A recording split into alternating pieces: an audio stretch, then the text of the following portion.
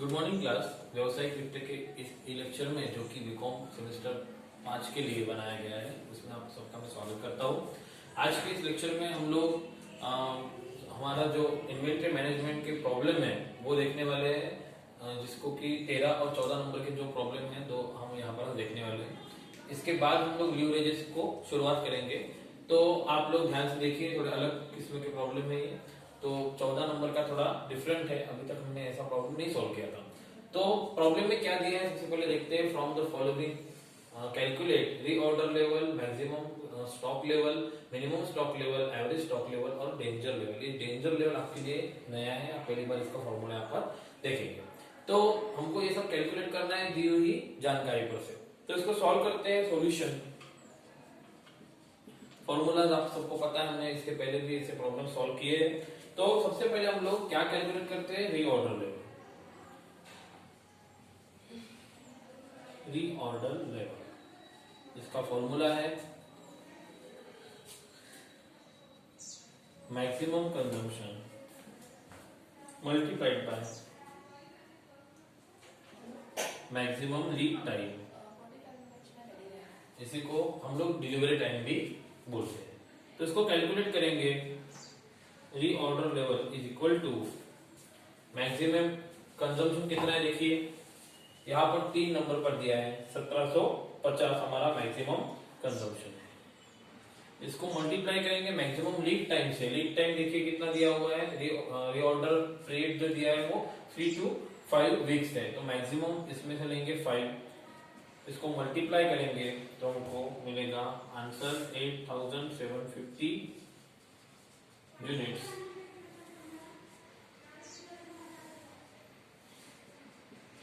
Number 2 पर हम लोगों को कैलकुलेट करना है maximum stock level. Maximum stock level का फॉर्मूला है maximum stock level is equal to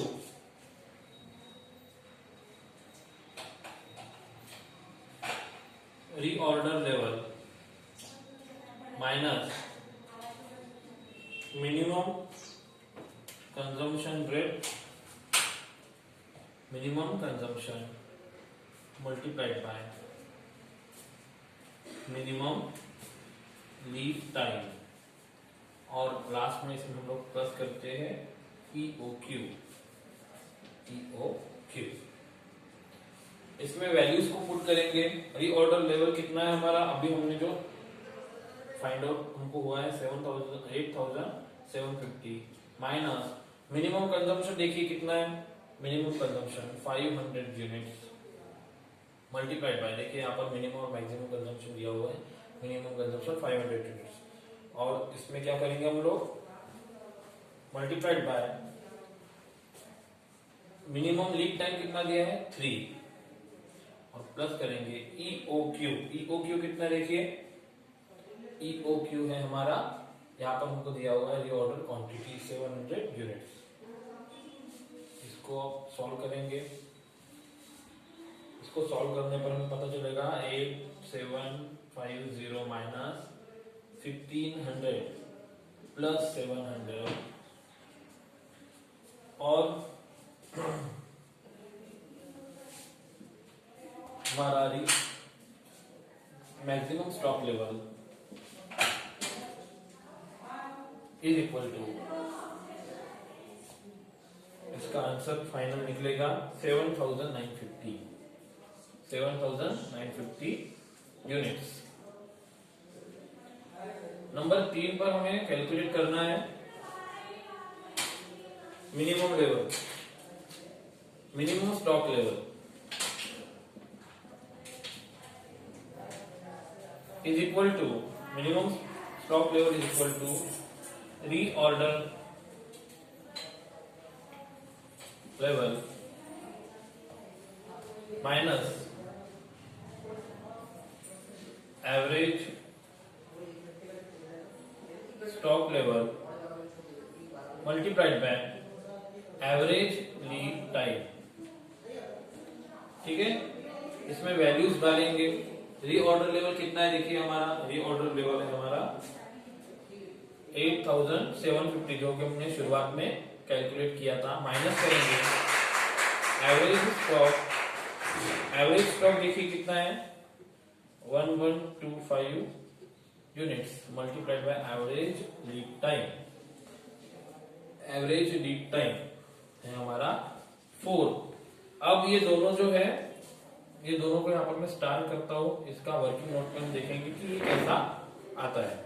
तो 8750 माइनस करेंगे, इसके साथ इसका मल्टीप्लाई अगर किया तो यहाँ पर 4500 यूनिट्स आएगा और आंसर आएगा 4250 यूनिट्स।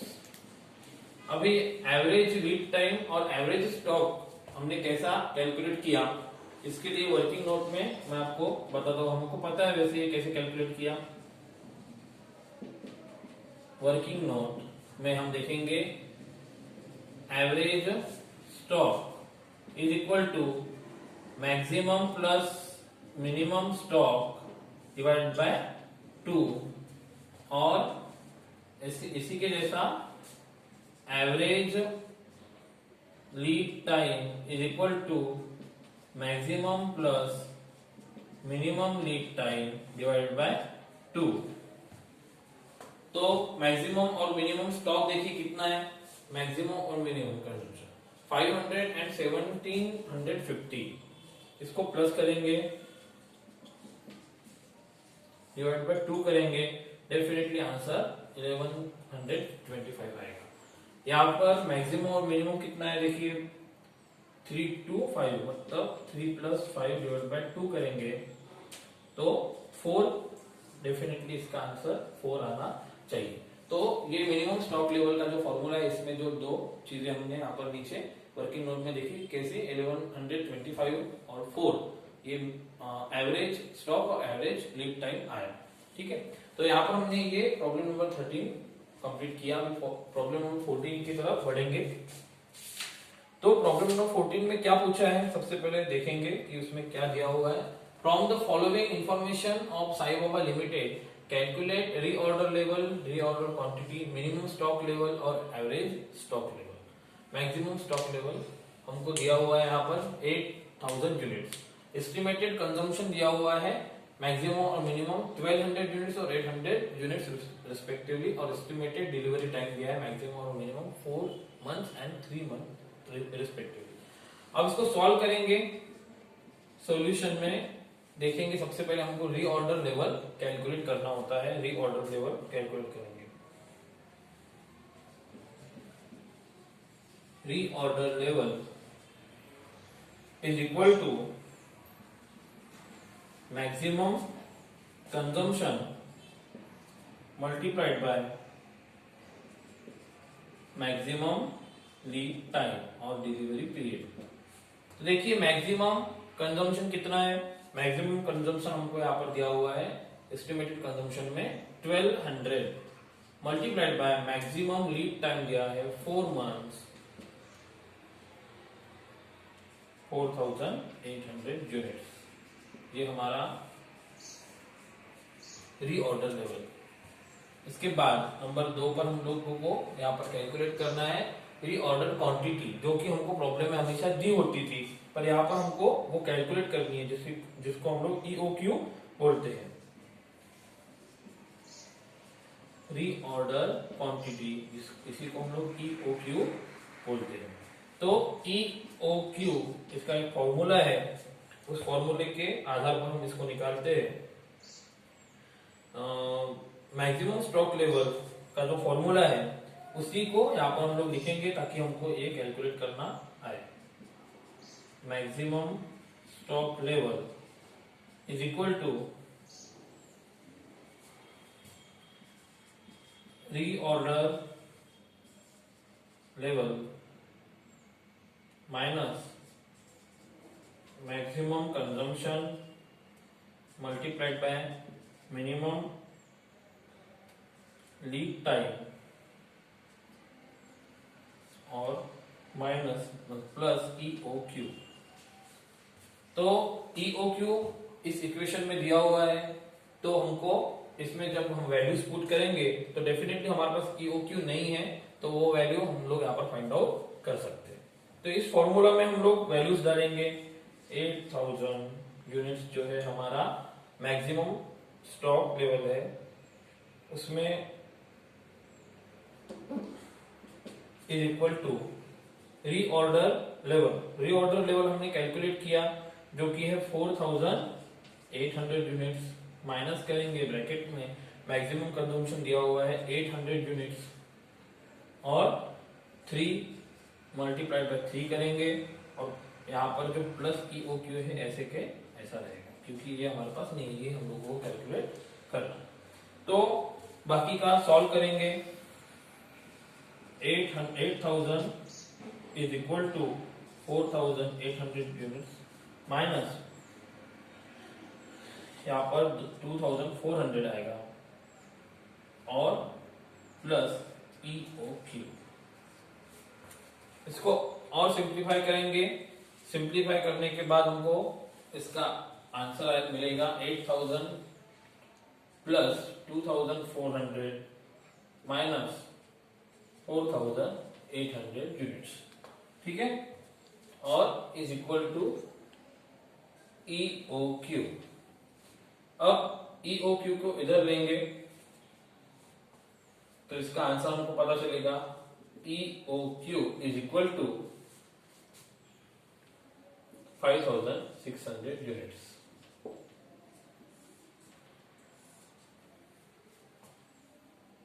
रीऑर्डर क्वांटिटी, इसी को हम लोग EOQ बोलते हैं। अब नंबर 3 पर हम लोग सॉल्व करेंगे minimum stock level. Minimum stock level का फॉर्मूला है minimum stock level is equal to